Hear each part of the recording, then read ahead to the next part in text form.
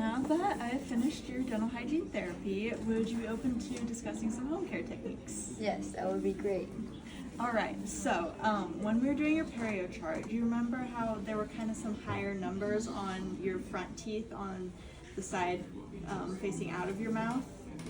Yes, that was definitely more painful. Why is that? Yeah, so there's some inflammation there, and to treat that, what we're gonna do is work on some home care techniques. Right there, it's kind of inflamed, so that's probably localized gingivitis, and I know that sounds scary, but it can be reversible with home care techniques. What questions do you have about this? What happens if the gingivitis doesn't go away?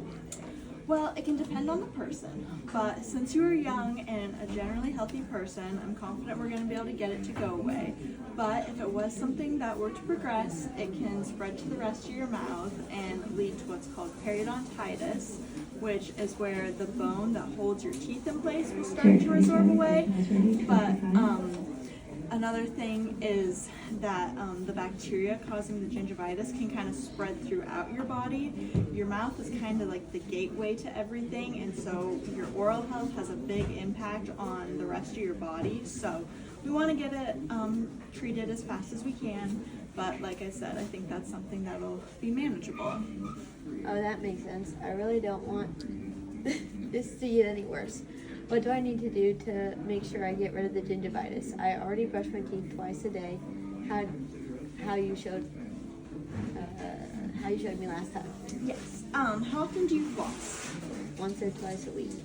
And I'm going to give you some floss, and you can show me, because that is a lot better than some people, but it is good to be flossing every day, and I also want to see how you're doing it, to see if there's any adjustments I can make.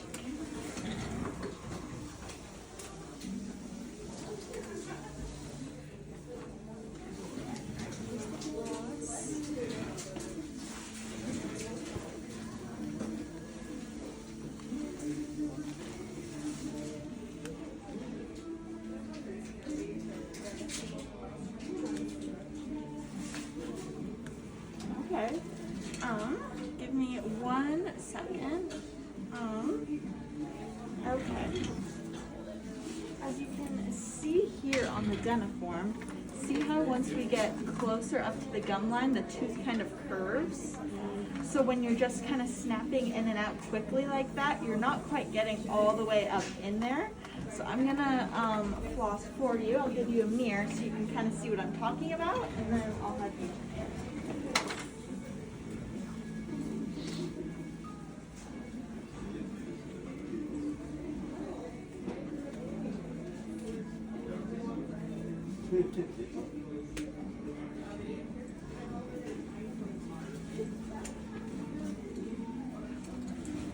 Here's that mirror, and I'll take the floss.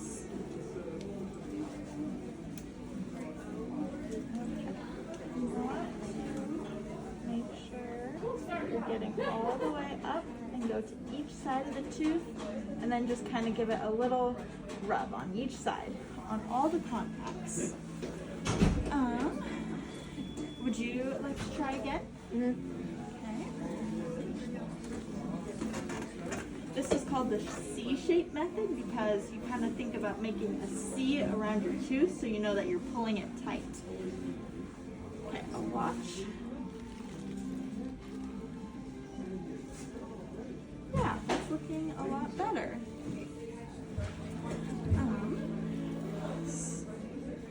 Do you have any questions? How long is it going to take for my gingivitis to improve?